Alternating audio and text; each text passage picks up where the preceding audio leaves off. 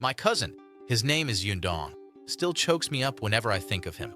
Even now, saying his name feels like a stone lodged in my chest.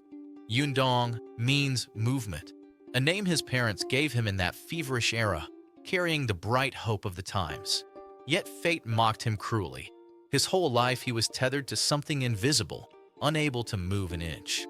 Whenever I read Yu Hua's To Live, it is Yundong's weathered face that rises before me, the same as the novel's Fugaway, a man who suffered every blow life could deliver yet kept stubbornly breathing. His family was old-style rural gentry once.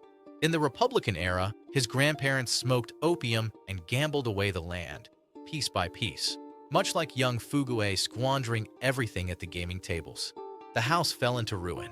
When class statuses were assigned after liberation, they escaped the landlord label and dodged the worst of the storm. But the real bitterness was reserved for Yundong. From boyhood, he loved to gamble. I think it's the same sickness that possesses any addict.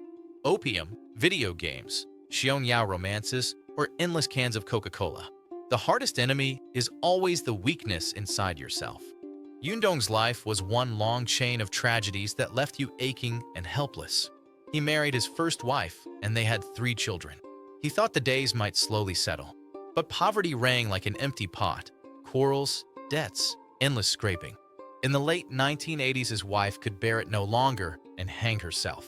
The children were still small, suddenly motherless. He learned nothing. He married again and fathered 3 more children, one after another from 1988 to 1998. The second wife also broke beneath the weight of that life and drank pesticide. 6 children grew up in a home without a mother, with a father lost at the gambling table, the house in chaos, the pot forever empty. It reminds me of Hugo's Les Miserables, the grinding misery of the very poor that hurts to witness. Every year, without fail, on the second day of Lunar New Year, Yundong would come to my grandfather's house to pay respects. My grandfather counseled him for decades, from youth until his hair turned white, his voice hoarse, begging him to quit gambling, to live properly. It was useless. Yundong was stubborn as stone. He kept coming all the same. I hear even now, in old age, he is unchanged. Every year on that same day, my mother and I see him too. My mother's anger rises like steam.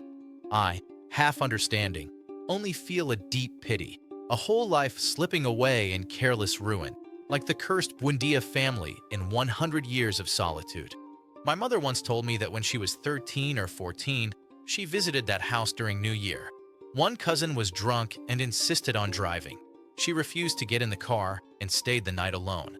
That evening, she lay listening to the gambling in the next room.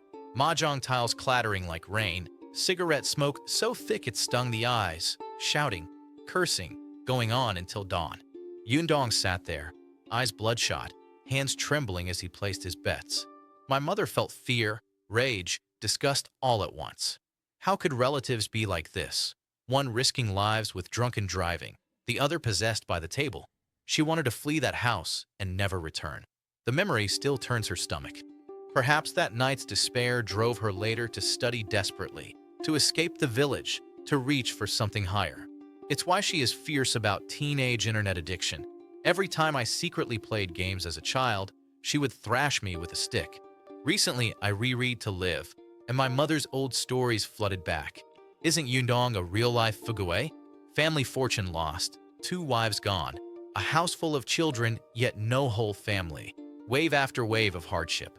Yet he still lives, year after year, simply lives. Like Fugaway at the end, sitting with his old ox, quietly talking over the past. That's what a human life is. The suffering is real. But we must all fight the laziness and greed in our bones. Quit the addictions, study hard, refuse to be another Fugaway. It's not enough merely to survive. We must truly exist, live vividly, with purpose.